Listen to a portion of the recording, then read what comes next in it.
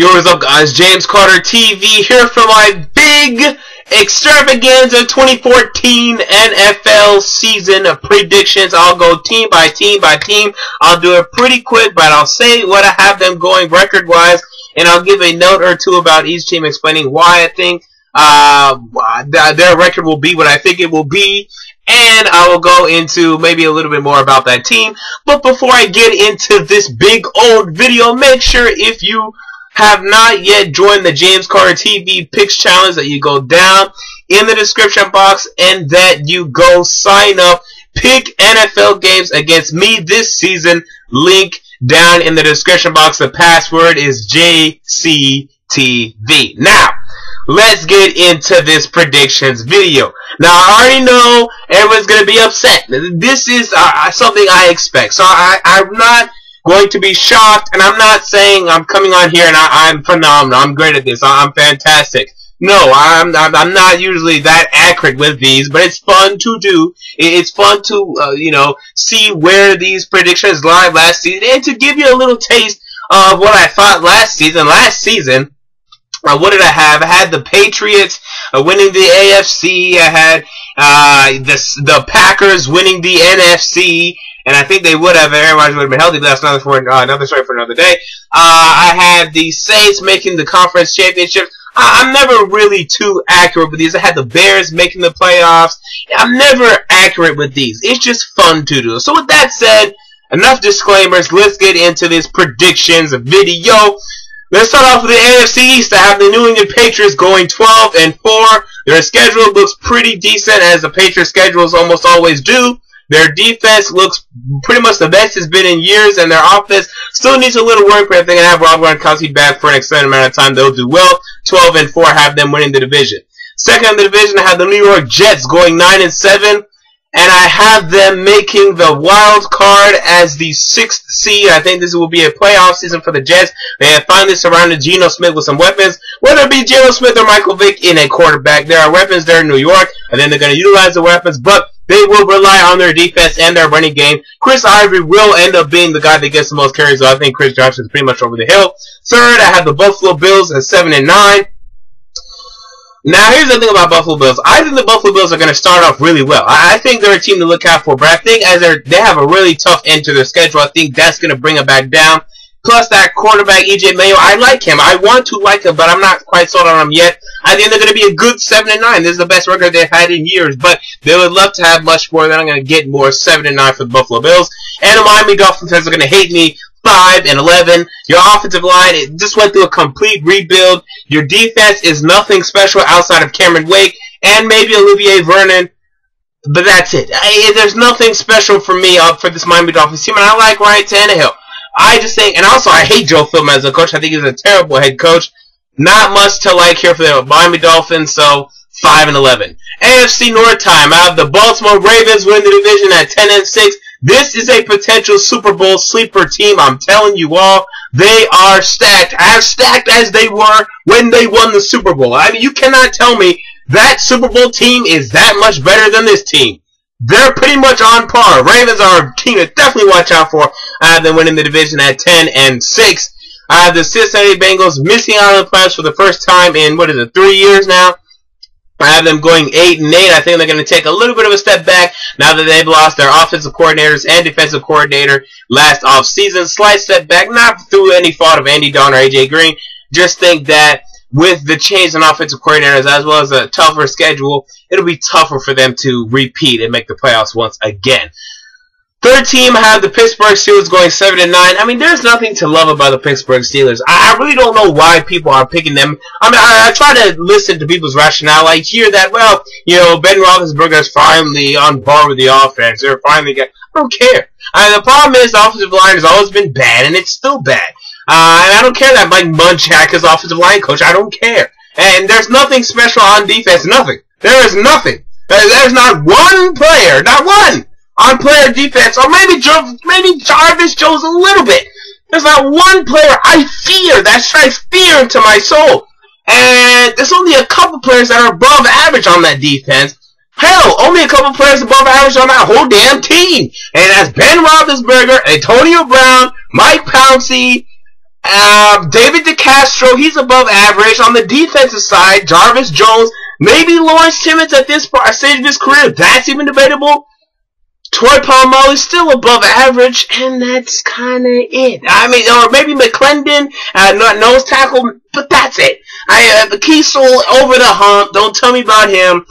I don't like this Steelers team as much as I hear people liking them. But anyway, 7 and 9. Cleveland Browns, 3 and 13. They're gonna stink.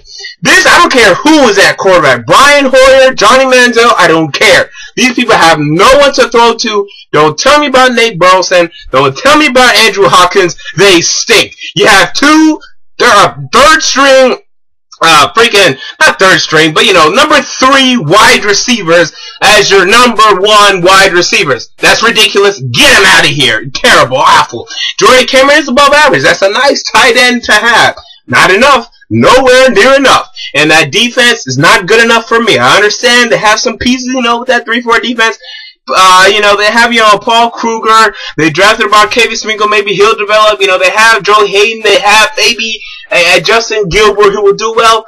But there's a circus going on in Cleveland, and that never leads to anything good. And Mike Patton, to me, just looks like a moron. He already looks like that first-year head coach that is out of there after 1 year.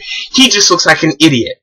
That's my rationale. You have to pick teams that are going to stink, and this is one of those teams. AFC South. I have the Indianapolis Colts winning the division at 12 and 4. I hate the Indianapolis Colts. As you all know, I'm a Tennessee Titans fan, but I'm here to be unbiased. They're going to win the division, and I have more about them coming up. No, my bias is not present here.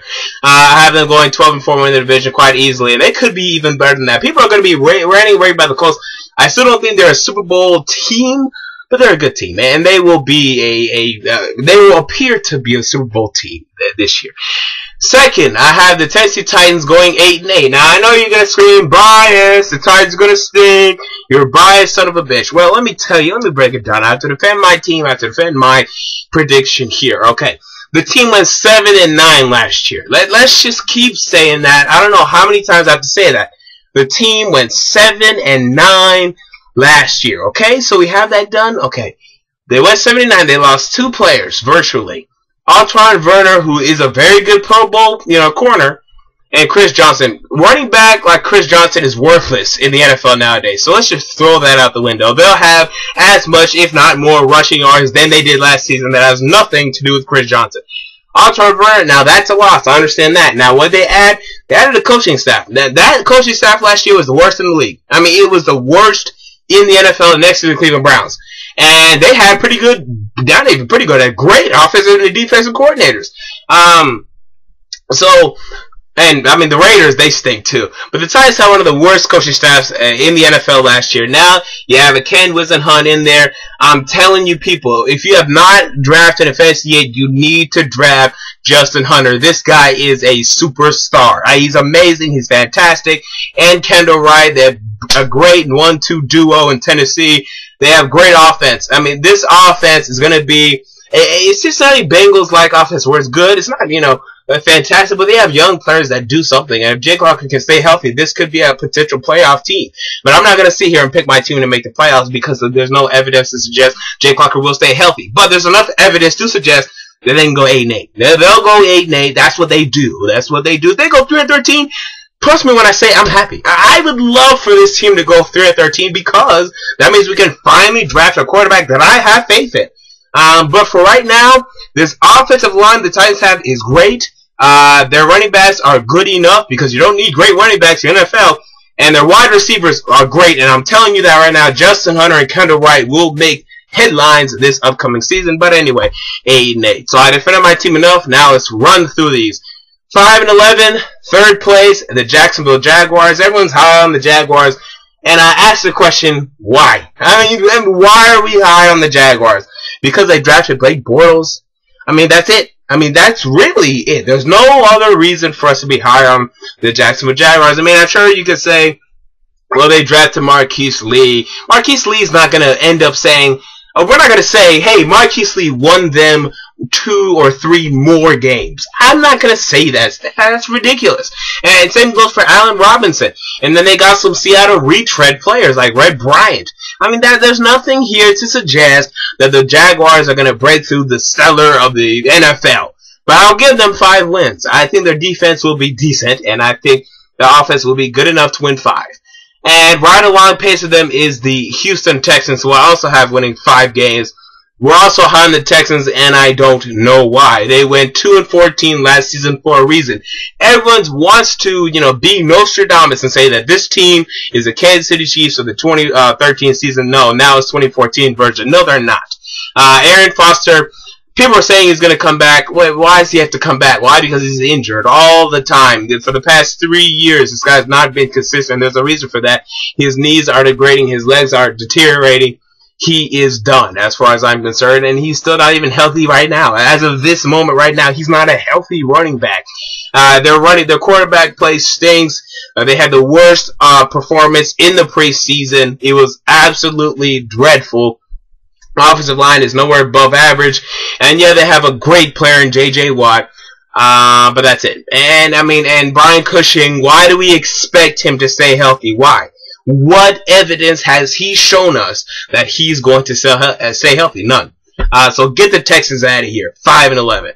AFC West time. We have the Denver Broncos winning the division at 12-4. Peyton Manning is great. No more needs to be said. We'll get into the Super Bowl and playoff stuff later. Second, I have the San Diego Chargers going 9-7 and getting the 5th, not even the 5th wild card. The first wild card, the 5th seed in the 2014 NFL playoffs, and they could be a really potential sleeper. They could challenge the Broncos for the AFC West championship. Third, I have the Kansas City Chiefs going 5-11. They're taking a step back. First of all, last year's 11-5 record was fool's gold, and I really don't understand why people put any stock into that. Please, I beg you to go back to that 2013 Chiefs season and look at their schedule and look at the games they won. You're going to be saying the names of these following teams: the Jaguars, Browns, Bills, the Raiders. Those are the teams that you're going to be seeing whenever the Cowboys, who are nothing to go home about. Those are the teams that they beat. Did I say the Jaguars already? I believe so. Those are the teams that they beat. The Texans, these are the worst teams in the NFL, in the AFC nonetheless too. Why are we putting any stock into their wins last year? And then when it was time to play, they went 2-5, 2-6 against teams over 500 or something like that. It may be even worse than that. So why are we putting any stock into the Kansas City Chiefs? And they got worse. They got worse. Their number 1 wide receiver is a deteriorating Dwayne Bowe. Their number 2 wide receiver is Donnie Avery, who should have been out of the league 2 years ago. And that's it. From there you have A.J. Jenkins and you have Junior Hemingway. So their wide receivers and weapons stink. Tight end is LaShawn McGrath and Anthony Fasano. Get them at average, below average tight ends. So don't even tell me about those morons. The offensive line stinks. It's awful. Hey, it's the worst. It's one of the worst offensive line in the league, if not the worst offensive line in the league. Their quarterback is average. They have an average quarterback. They have a great running back. I'll give them that. Their secondary is troublesome. Marcus Cooper, I liked. He had a good rookie season last year. Can he do it again? I don't know. Consistently, especially in this division with the Phillip Rivers and Peyton Manning throwing the football the way they do, I don't know. And, the loss of Brandon Flowers, maybe you could say it's not going to affect them because he wasn't playing that well anyway. That's why they released him, and I'll buy into that a little bit, but it's still a loss nonetheless. Yeah, they have Tom Bahali, they have Justin Houston. That's not enough for me. 5-11. I think it's a step back for the Kansas City Chiefs in 2014. We have the Oakland Raiders, and I have them going 3-13. Now, don't get me wrong. The Raiders actually improved their team. And if they did not last year, they would have went 0-16 this season. Their schedule is the worst schedule I think I've ever seen in my entire life. I've honestly never, ever seen a schedule this tough. It actually got a little easier now that Sam Bradford went down, but that's one game. It's an awful schedule that the Raiders have to embark upon, and that's going to be their death. I hope to God that they do not play Derek Carr, because I don't want Derek Carr's name to be tainted. But when he goes up against these upper echelon teams, because the Raiders had to face the NFC West, and then they had to face the Broncos twice, Chiefs twice, Chargers twice, and I don't think that much about the Chiefs, but they'll beat the Chiefs once, and that's one of their 3 wins. And then they're facing, the Browns, and then the Jaguars. They'll win those games. That's it. They're not winning another game the year. So you got it, the Chiefs, the Browns, the Jaguars, and those are the only games they're winning. So, now, let's move on to the NFC. We have the NFC East. I have this team winning the NFC East. Now, I'm not a boring old man that comes and makes predictions here. I'm young. I like to be vibrant. I like to be new. I like to be proactive. And I like to make bold predictions. So here I am proclaiming here on August 29, 2014, put a stamp on it. The Washington Redskins will win the NFC East. This is the bold prediction I think everyone is missing. Okay? Now, yes, they did not play that great in the preseason. I don't care. This just has the making of the Redskins winning this division. It's all set up. You already know what RG3 has done in the past. You know he can do it. They added Deshaun Jackson. That offense is going to do something. Jay Gruden, a new offensive coach, or a new head coach that has the offensive mind. The AFC East always interchanges their division winners. This is the pick. Jump on it. I'm proclaiming it now. If there's something I want you to remember about me at the end of the season, is this proclamation I am making here today.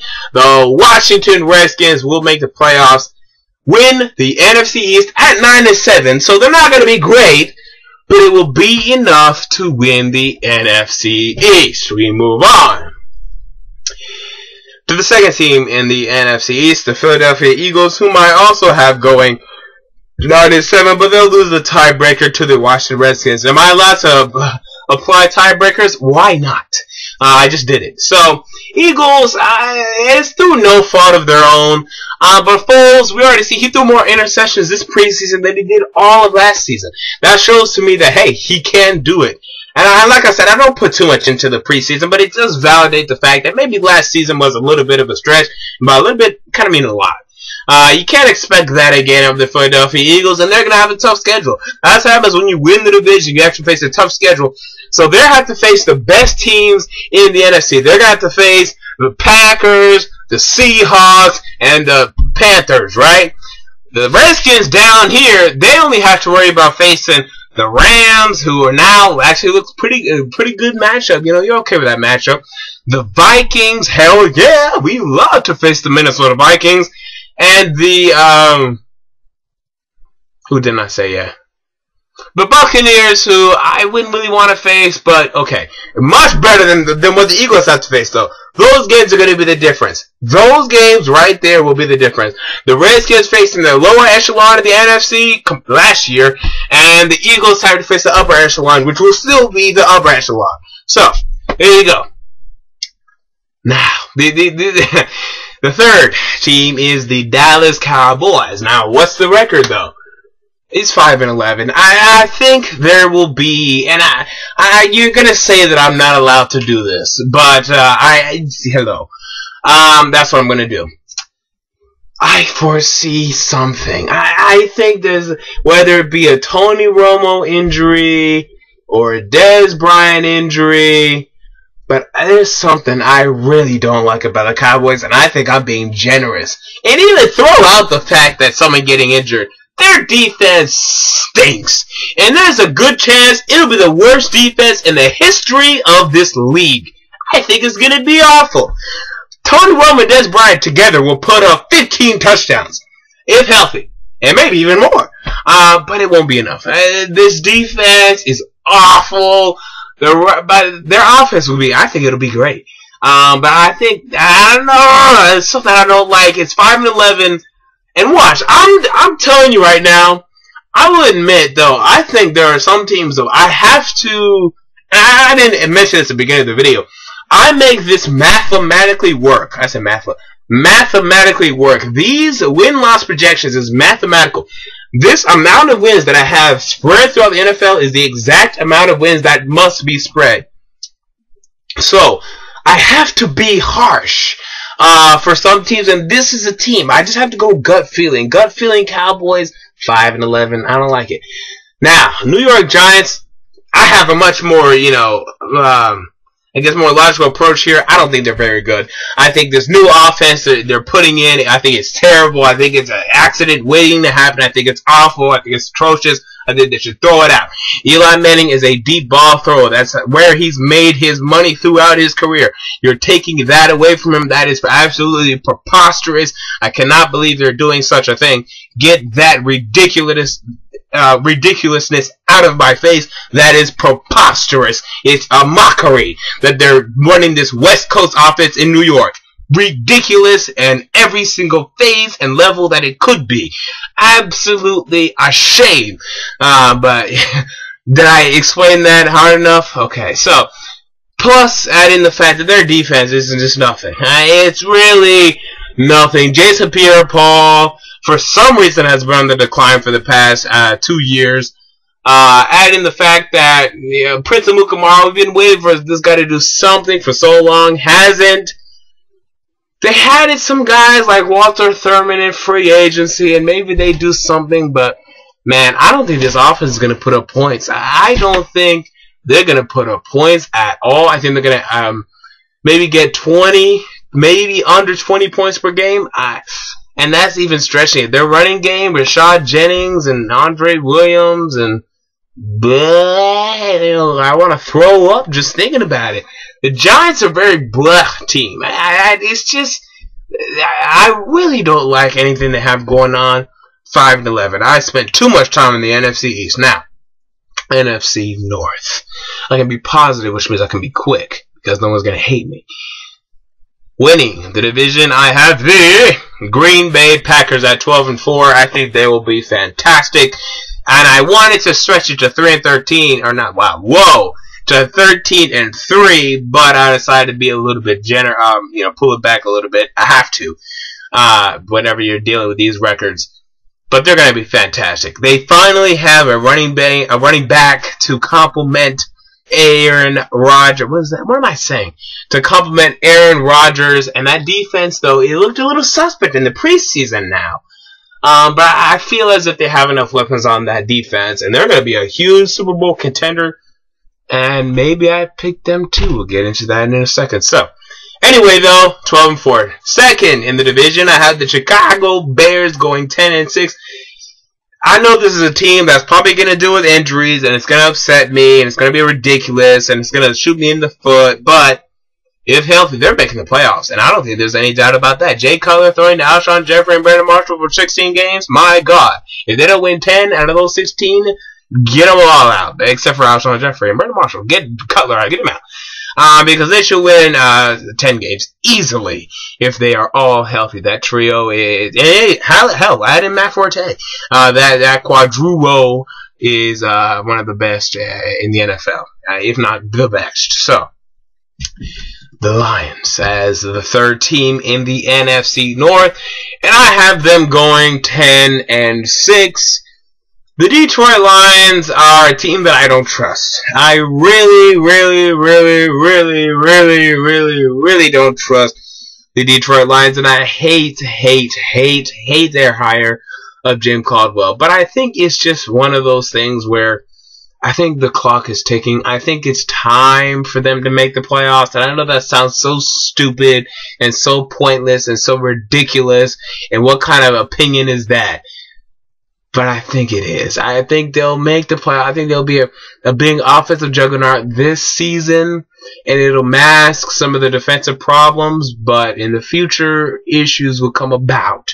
But for now, the Lions make the playoffs at 10-6. We go into the last team, the Minnesota Vikings. Now, don't get me wrong, they're building something in Minnesota. They're not awful. They are building something in Minnesota, but it's not enough for them to win in this division. This division will prove to be the hardest in the NFL, I believe.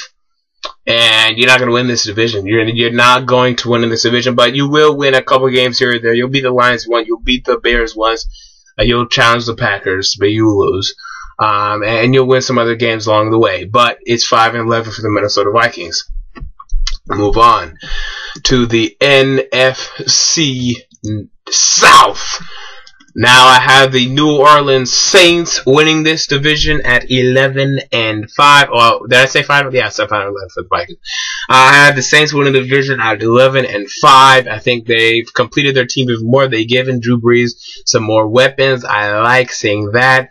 This division will be a tough division because they're all pretty much in that same range a little bit. They're gonna beat each other up. This division will beat each other up. The Saints are up here, and I think the team I'm about to say is down there, but they're gonna beat each other up. All these 4 teams are gonna be battling to see who can,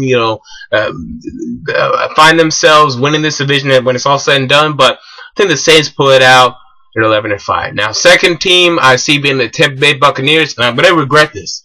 Not because I'm over projecting. I think I'm under projected. I think the Buccaneers could be to be pretty good. In fact, really good. And I think I may regret only saying 9-7. They could be a 10-6, 11-5, maybe 12-14. But I'm not quite sure if I'm ready to go that far yet. Now I have them 9-7. I have them 9-7. I think it would either be one of these two things. Either they, like I said, go 10-6, 11-5 this season, make the playoffs, or I have them going 9-7, sleep through a little bit, and then burst through the table. Point is, at the end of the day, the Buccaneers are going to be up there, guys. They are here. Lovie Smith completely transformed this roster in each and every way imaginable that I support, except for the quarterback position. Now, he needs to figure that out because that's the most important position in the NFL, in all of sports. So, he needs to figure that out. But when he does, the Buccaneers are here to stay. Now, the Atlanta Falcons have them going 8-8 as third in the NFC South, and their offense will be great. They will have a great offense for the most part. The offensive line is still a little suspect. I know we like Jake Matthews, but first year, and then we have Sam Baker. I don't know how much I trust that. But I trust them enough to go 8-9. I think their defense is still highly suspect. I love Desmond Trufant. Love William Moore and Thomas DeCool. But the front seven is awful. The front seven is terrible, and they did virtually nothing. I know they got Rashid Hageman. They drafted him, but they didn't do enough for me, especially now that they're moving to a 3-4, for me to put them into the playoffs, but they'll be back soon. So, there you go. Now, fourth, we have the Carolina Panthers, and I have them going 6-10. And you know me, everyone loves to tell me this. You hate the Carolina Panthers. You hate it. Yeah. No, I don't hate them.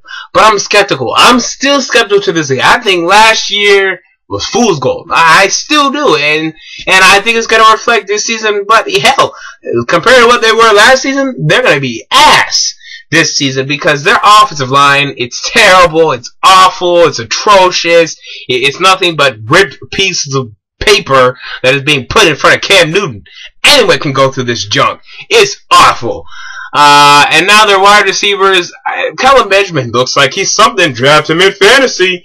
But Kelvin Benjamin, not enough for me to put them for me to hear say, yeah, they're making the playoffs. They're repeating from what they did. No, and they're going to lose these games in the NFC because they have the misfortune of finishing first in the NFC. I'm going to go to this metaphor again.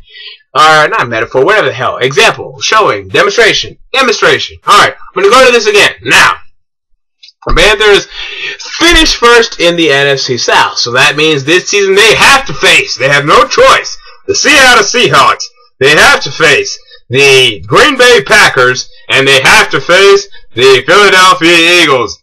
Those are not teams that I want to face. They have to face them. Okay, they're going down. They have to face the Falcons twice, the Saints twice, and the Buccaneers twice. Okay, not fun. And then the AFC team they face is oh man. I already forgot this. I want to remember it. I want to remember it, please. Come on, come to me. I want to say the AFC North. I want to say the AFC North. It's either the AFC North or the AFC East. Not the AFC East. They faced the AFC East last year. It must be the AFC North. I'm going to say the AFC North.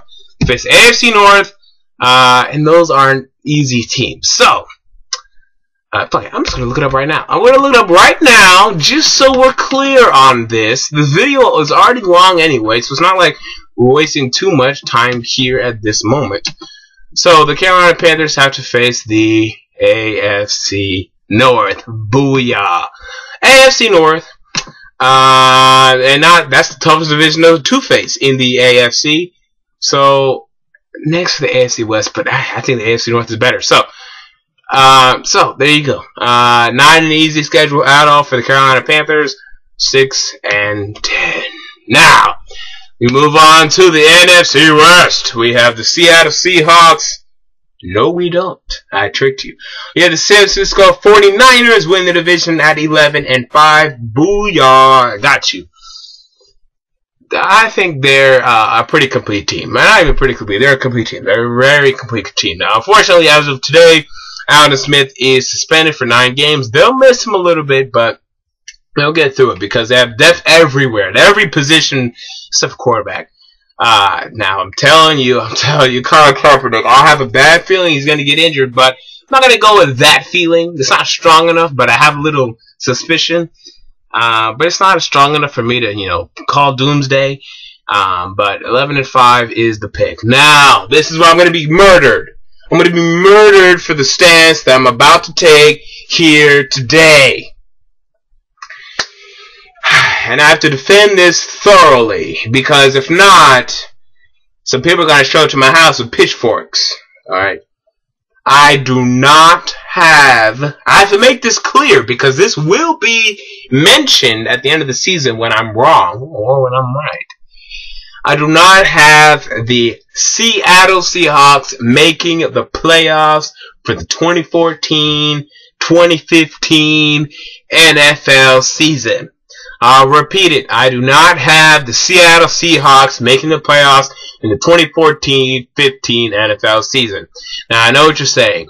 James Carter TV, you nut. You fool. You nincompoop. They're great. They're unstoppable. You can't beat them. You can't think to beat them. You can't hope to beat them. You idiot. You fool. You Negro. What's wrong with you? Well, let me break it down for you.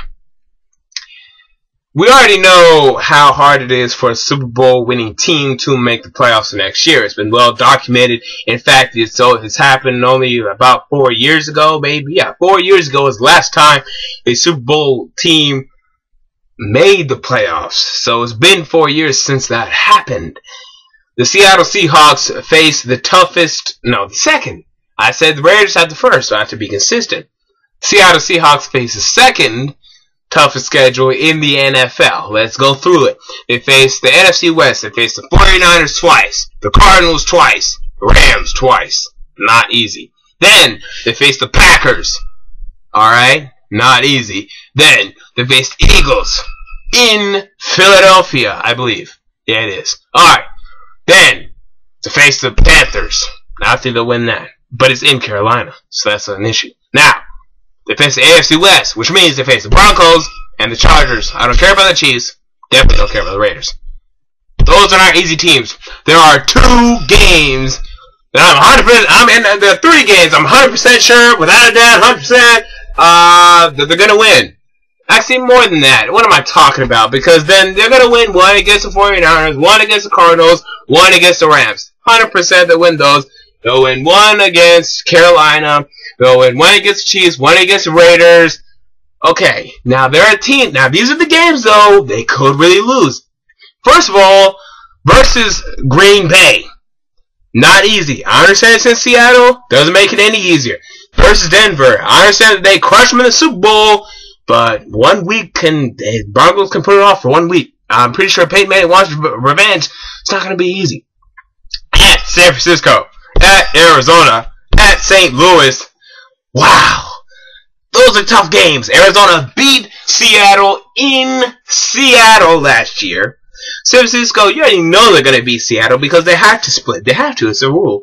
And the Rams almost beat Seahawks last year in St. Louis, but Kelly Clemens could not throw a touchdown on 4th down. So, there you go. Now, they also face, who'd I say? The Eagles in Philadelphia. Yeesh. Not trusting that. So, those are some very questionable games. I'm going 10-6, losing out on the tiebreaker to whom? The Detroit Lions. So, there you go. That's right. Seattle Seahawks, no playoffs for them. And also, the reason why I don't think they're capable of winning those games, because I really didn't get into any of the team. Offense, Russ Wilson. Okay. We know he's good. I had him in my top 10 quarterbacks, so I have to support that. But, weapons, Percy Harvin will be injured 100%. Alright. Running backs. And that's it. By the wide receivers, that's it. It is Percy Harvin, and that is it. Paul Richardson, we don't know what he's going to do. He's a second round, really should be second round rookie. He was drafted in the first. Was he? No, he wasn't. He was drafted in the second round. Okay, so he's a second round wide receiver. We're really trusting him to carry the offense. Yeah, okay. Doug Baldwin. Good. Jermaine Curse. Blah. Zach Miller. Okay. Nothing on offense. Nothing. Virtually, absolutely, and terribly nothing. Now, the right tackle, Gianna McCarney, or whatever his name is also gone. So, another issue there. Now, they looked great in the preseason. I don't care. The Redskins went 4-0 in the preseason. Won more games in the preseason than they did the regular season last season. Make any sense? Good. Alright, now, enough of that. We move on to the St. Louis Rams. On the Seahawks, I'll go into it more because I have to. I know I'm going to be killed for this. Seahawks. Defense. Defensive line. Cliff Averill. Okay, pretty good. Michael Johnson. Not Michael Johnson. That's his name, right? Yeah. Right? I don't know. I'm so tired. This is what happens when I stay here for 30 minutes. Whatever. Defensive line, pretty good. Linebacker, pretty good. Secondary, pretty good. Offense, stinks. Alright, there you go. That's basically the roundabout answer of it all. 10-6. And that's nothing to, you know, mock at. That's great in the NFC.